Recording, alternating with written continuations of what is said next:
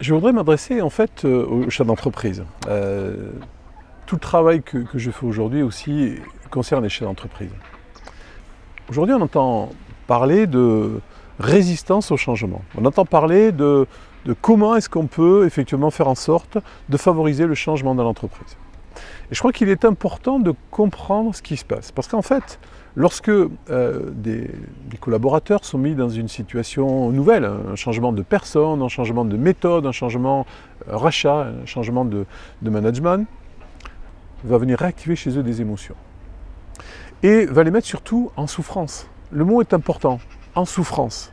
Ça veut dire que lorsque quelqu'un résiste à quelque chose, ce n'est pas parce qu'il veut résister, c'est parce qu'il souffre et qu'il essaie juste de se protéger.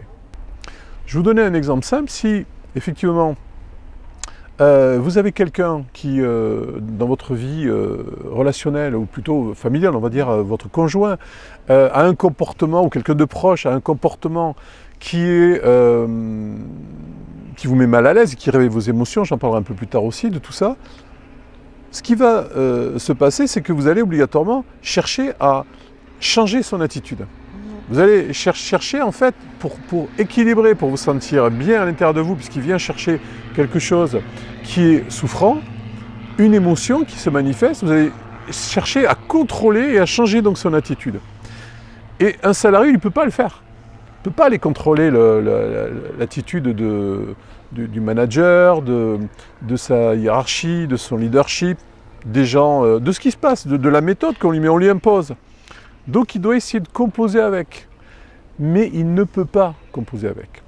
Pourquoi? Parce que, effectivement, chaque fois qu'il va être en contact avec cette situation, avec ce mode de fonctionnement, ce qui va se passer, c'est qu'il va être à nouveau dans les émotions et en souffrance.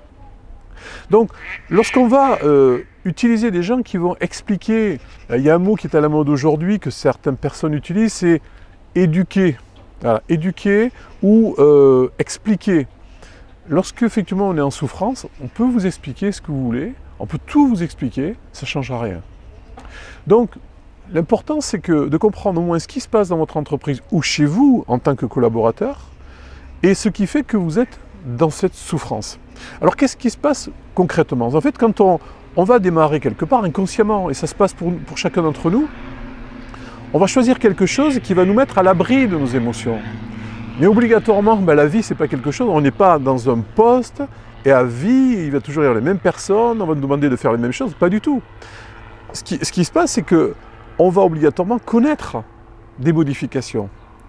Et aujourd'hui, ce qui se passe, on voit que beaucoup de gens sont en souffrance à leur travail. On parle du burn-out.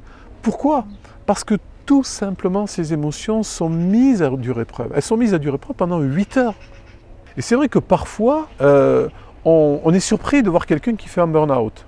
Et certaines personnes ont une capacité à se contrôler, à contrôler leurs émotions, à ne pas les laisser sortir, à ne pas les exprimer. Et le moment où justement, ils ne peuvent plus contrôler, à ce moment-là, c'est vraiment tout se déverse, c'est des flots d'émotions qui partent. Donc, le burn-out aujourd'hui est simplement l'expression de ces émotions. Et si effectivement on veut avoir une entreprise qui est saine, une entreprise dans laquelle les salariés, les collaborateurs et même les chefs d'entreprise, j'en parlerai tout à l'heure, sont des gens qui sont en bonne santé émotionnelle, eh bien c'est important de libérer et de nettoyer ces émotions.